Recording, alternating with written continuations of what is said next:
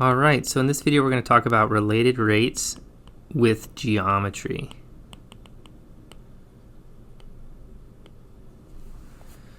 All right, so let's look at some examples. So our first example here, we're going to have a ladder.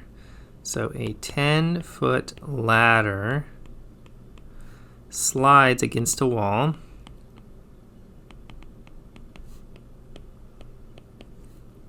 So that the top goes down at a rate of 3 feet per minute. And the question is, how fast is the bottom of the ladder moving along the floor when the top is 8 feet from the ground off the floor? All right, so let's draw a picture of our situation here. So we have this 10-foot ladder, 10 feet. And the one end, the top, is sliding down at 3 feet per minute. And we want to figure out how the bottom is sliding along the floor. That's our unknown. At the instant when the height of the top is 8 feet. So this distance is 8 feet. So to do this, we need to introduce some quantities. So I'm going to introduce an x, which is the distance to the wall of the bottom of the ladder. And I'm going to introduce a y, which is the distance from the top of the ladder to the floor. Okay, and you can see that this 3 feet per minute, that's how y is changing. So dy dt is this 3 feet per minute. And it's actually negative because it's decreasing. So let me introduce a negative here. So I'll say dy dt is negative 3 feet per minute. And then dx dt, that's our unknown. That's how the bottom of the ladder is moving. Okay, so we want a relationship between dy dt and dx dt. So we need a relationship between x and y. And we need a relationship that doesn't have any other variables in it because we don't want other d variable dt's. So we need to find a relationship with just x and just y, and then maybe some numbers, some constants. And the best relationship here is the Pythagorean theorem. It's x squared plus y squared equals 10 squared, or 100. That relationship's true no matter where the ladder is on the wall. And now if I differentiate this relationship, I take the time derivative of both sides.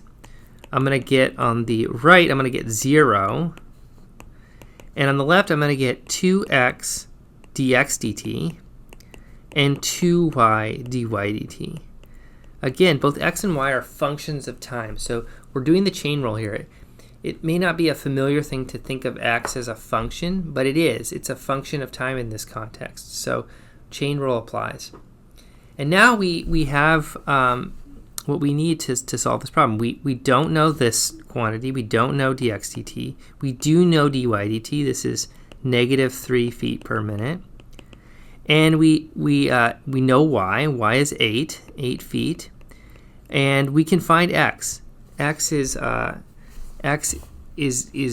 be found using the Pythagorean theorem. Let's draw the triangle here. So we have this 10, we have this 8, and it's a right triangle. So this x can be found using the Pythagorean theorem. We'll get x squared plus 8 squared equals 100.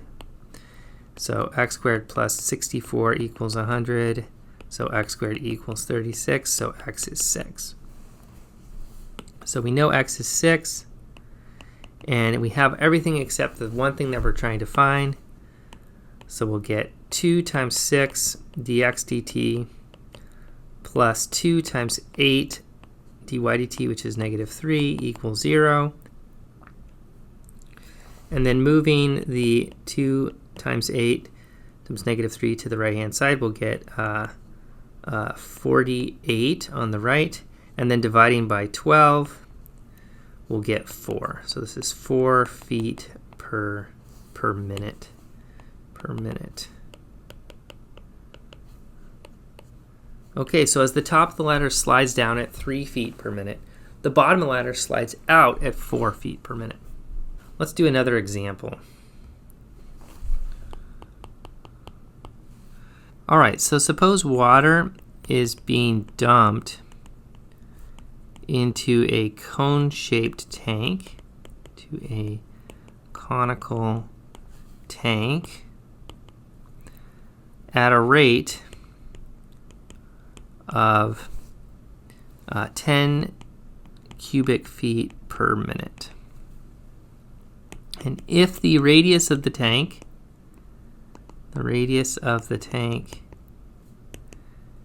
is half the height of the tank,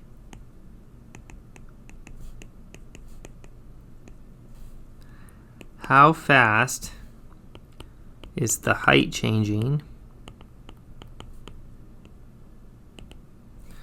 when the height is 8 feet?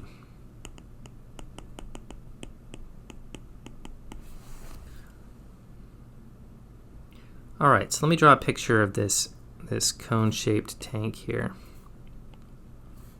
So here's the water inside the tank. And we have water being poured in at a rate of 10 cubic feet per minute. And we're looking at the instant where the height is 8 feet. Okay, so let me give you a hint to start out. Here's my hint. The hint is the volume of a cone is 1/3 pi r squared h. And we can find all these quantities. We know r is half of h, so r right at this instant is 4 feet. And so we can find the volume of the water at this instant. However, we're not interested in the volume at this instant. We're interested in how the height is changing. So we want to find dh dt.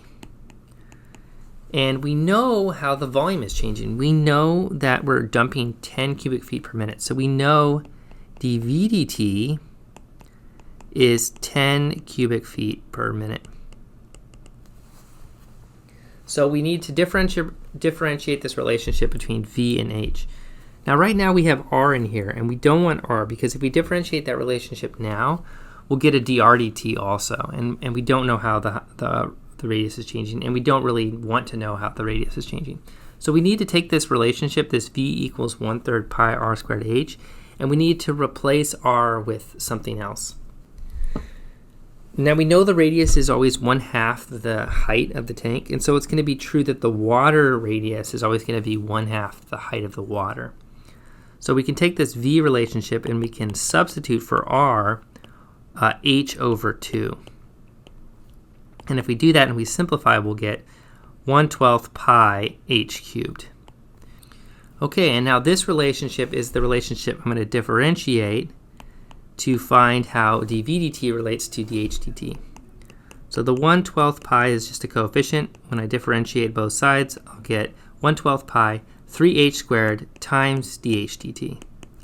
And now we plug in our knowns. dv dt is 10 cubic feet per minute, and h is 8. And we solve for our unknown dh dt.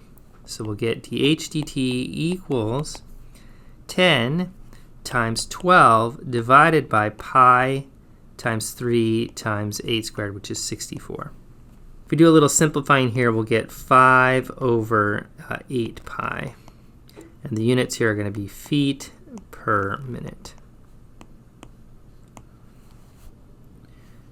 And this works out to be approximately 0.199 feet per minute.